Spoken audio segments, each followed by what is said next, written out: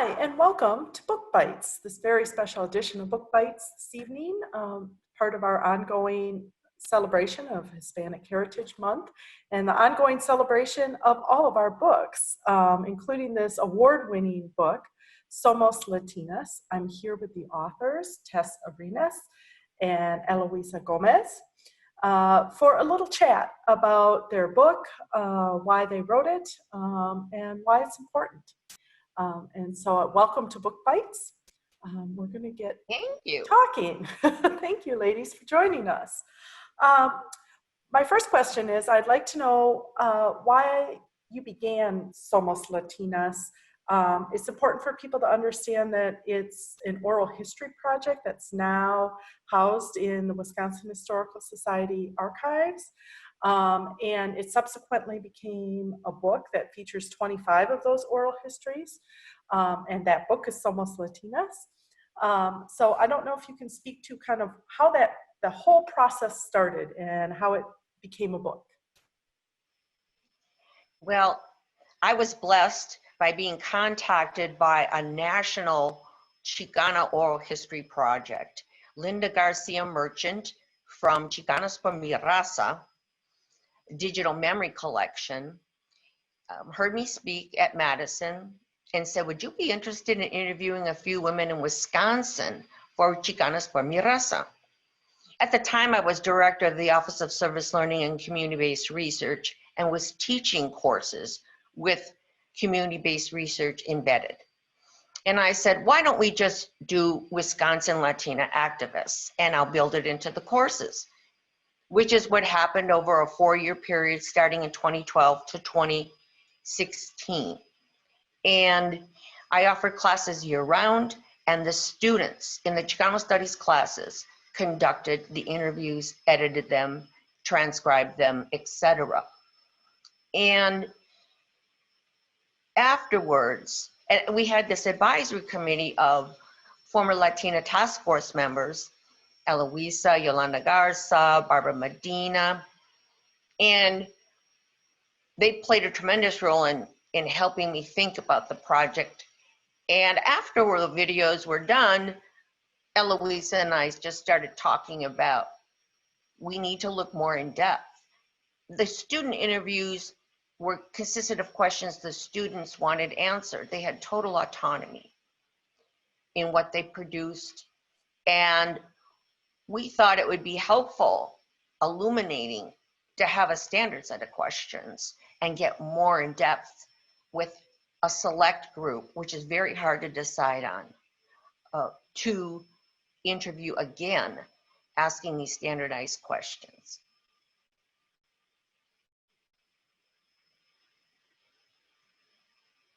What brought the two of you together to work on the project?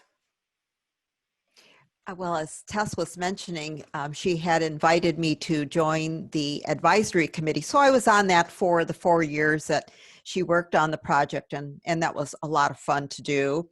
But Tess and I have a longer history than that.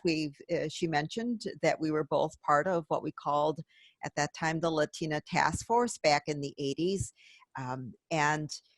We also have been good friends over the many, many years, decades rather. And so, this opportunity to both work on the project together, and then, we just began to explore how do we promote the interviews that are now this wonderful resource to not just Wisconsin, but the whole world. How do we get the opportunity to promote that further? And so that's really how the book came about. So that partnership that started back in the 80s, continued on and to this day. And how did the two of you come to the title of Somos Latinas, or did that begin with the project and then become the book title as well, or what's the significance of it? Well, Petra Guerra, who was the assistant director at Chicano Studies at the time, sent me either it was an email or a conversation, and she says, so how is Somos Latinas going? And I didn't really have a name for the project as I was conceptualizing it.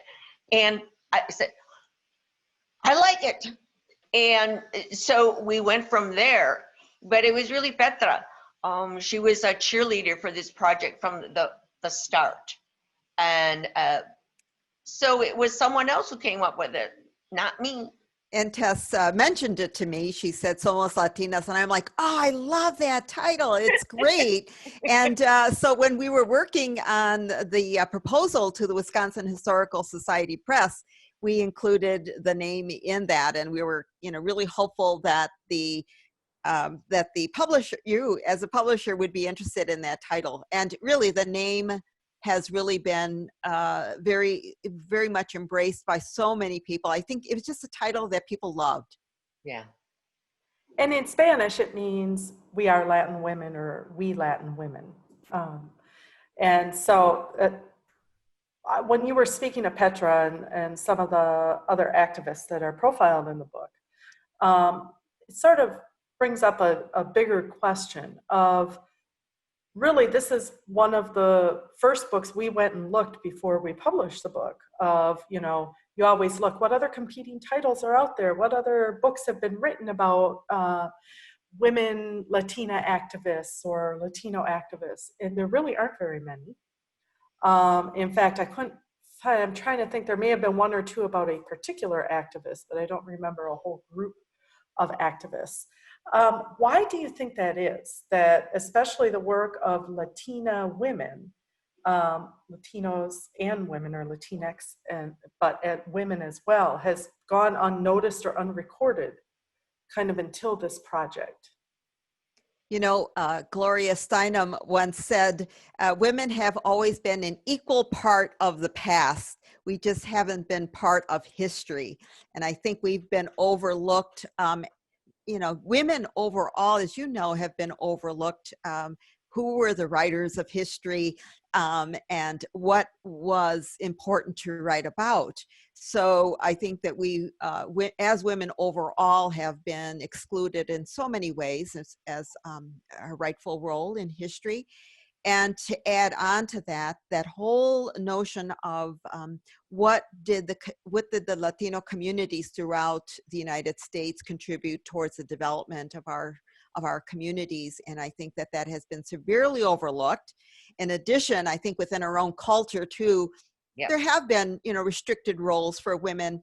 Or attempted, restrictions for women over the years. And so when you look at the history of Latinos written largely by men, and it has to varying degrees excluded our women. And so, really what Tess was doing at the onset and the other women, we're trying to, as Tess has brought the word to my attention, retrofitting our women back into the narrative of contributions to our greater community. I would second all of that. That again, the history that is recorded is often Southwest focused and male focused. And I think Chicanos Promise is groundbreaking in that they specifically interviewed more than 40 women from the Chicano movement who were active in Texas and California. And that was a great inspiration. And I told Linda, I don't know half these women because they're not in the books. And so it was an inspiration to see what they were able to accomplish in their groundbreaking work, and it helped me feel motivated that this was possible because we're not there. We're absent from the historical record. Well, and as I look at the 25 profiles in this book, I always think there really are 27, because people should read the biographies in the back of each of you. Because this project very much, in a way, was a form of activism for Latina women and their stories and their part in history. Mm-hmm. So don't forget to read the biographies at the back. Well, thank you for that. I would also point out that it is a form of activism. My initial response of, yes, let's do this, was really motivated by my experiences in the Latina task force. It was, as we point out in the introduction, I felt I was invincible, surrounded by these fantastic brown women of my own age, many with same class background and upbringing. And these women made me feel invincible. And so I wanted to be able, because the advisory committee was in the neck of this work, we wanted to show that the possibilities for Latinidad, for being Latina, are endless. Well, why don't you go through what some of the main activism themes that the women represent, different parts of activism and the roles that they played historically that's in the book, so Sure. people get a better idea. You know, with the book is you know, really kind of coordinates or centralizes what some of the themes that came from the oral history project side of it, the videotapes. So Tess and I reviewed the tapes. You know, Tess was there for all of them, and she shared with me the videotapes of the women. So as we went through them, let's pull out what we consider to be the themes. And so as we looked at this full range of women's stories, the three themes that came out were the role models and the support systems that they had to do the work, the groundbreaking work that they did in their communities. What motivated them to take on the roles, which were often, you know, really breaking new ground. And then that third area was risk taking. What risks did they take in doing this? They were doing it without any real roadmap. Their roadmap was really about creating change, but in that process there were so many unknowns. So those three areas are the essential part of what we would call the themes of the book. At the end, there is another area which is reflections and hope, but the three that I think really resonated with us as we culled through the interviews were these three themes that I mentioned. And can you give just a couple of examples maybe of some of the different projects that these women worked on? Were they education? Were they voter registration? What types of things? Well, all that, Kristen, and more. Several of them in their respective communities in Wisconsin, you know, one of them really was developing fundraisers, scholarships for the younger Latinos to be able to go on to higher education.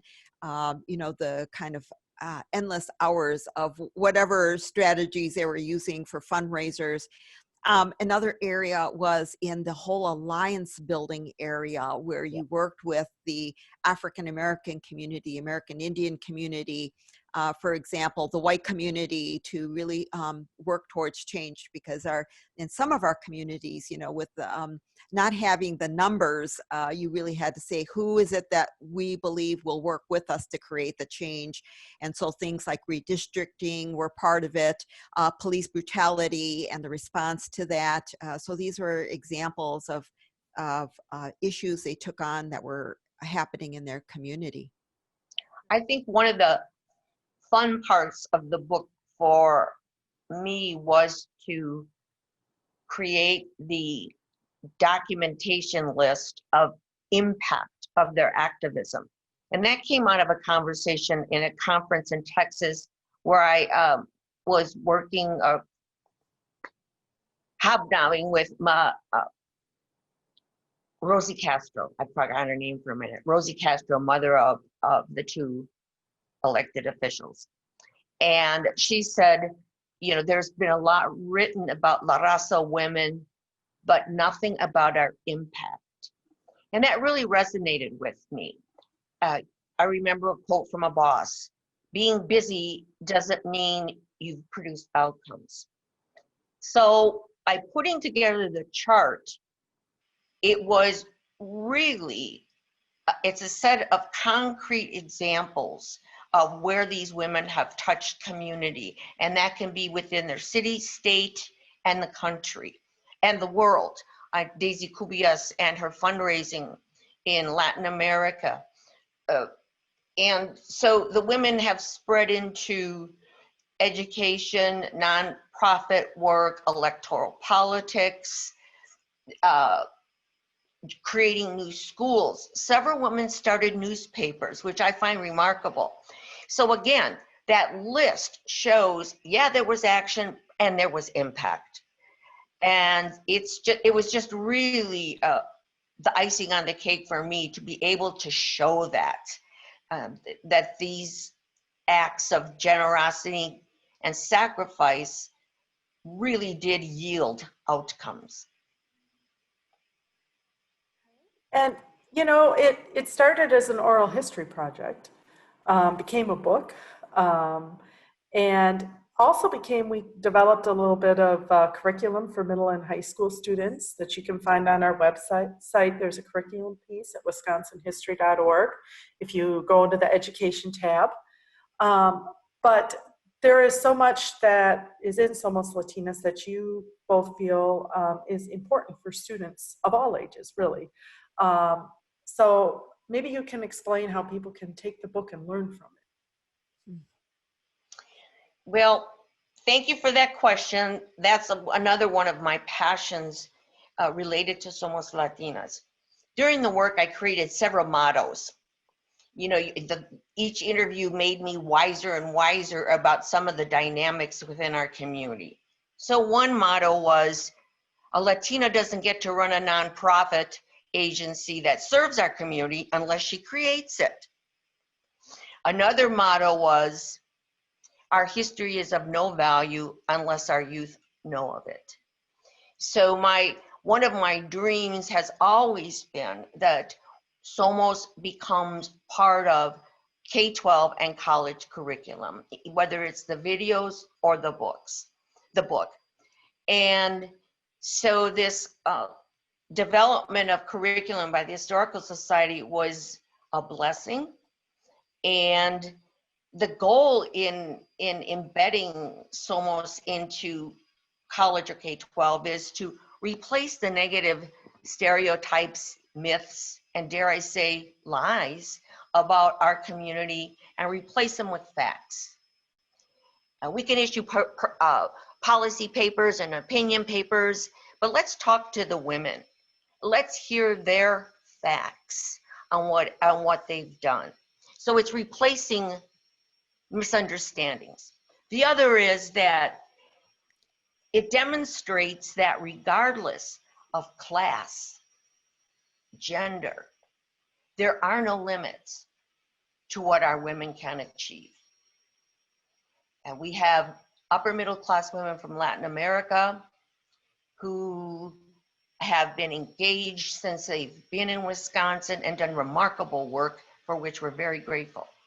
And there are other women who came from the migrant fields who had to piece together their education while they were in the migrant fields, and others from low-income backgrounds like myself that, again, demonstrate class, gender, ethnicity does not put a lid on capabilities.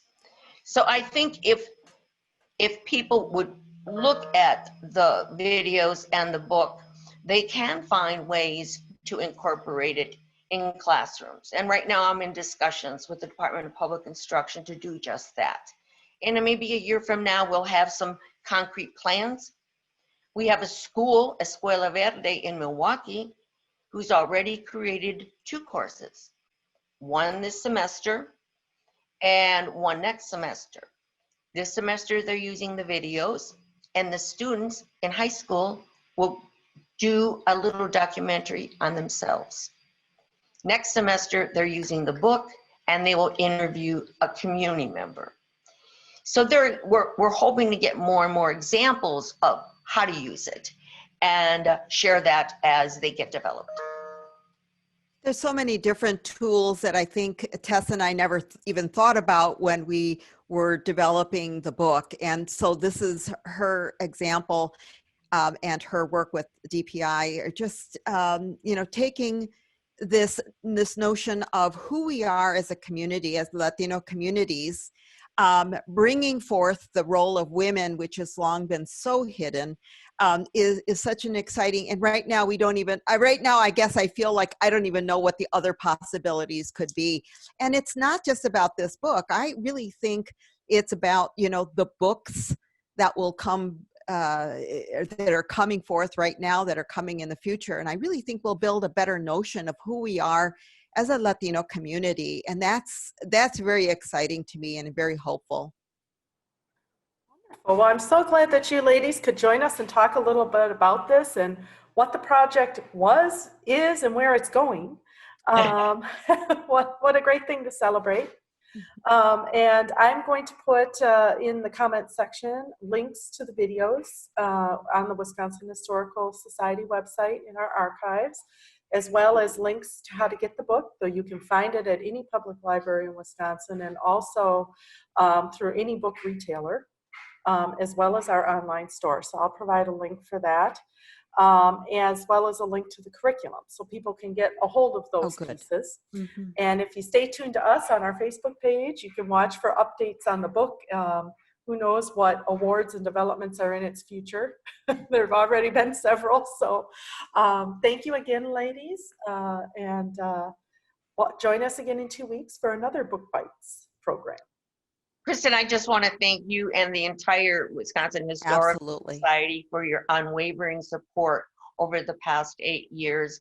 And depending on how the Wisconsin Latinx History Collective work goes that I'm now leading to document state history, we could be in partnership for decades. And I love it. All of you have been just tremendous. And I feel very blessed because that's not the case nationally. Other women who are doing groundbreaking work and looking for a partner, an institutional partner, it's a struggle. And I feel so blessed that that's not the case here in Wisconsin. So thank you. Mm-hmm. Well, one thing we love doing at the Wisconsin Historical Society is sharing all of our histories and sharing stories, everybody's stories. And so we are really thrilled that we were able to publish Somos Latinas and share it with all of you. Thank you, ladies, again for joining us. Mil gracias. Have a great day. Thank you, Kristen.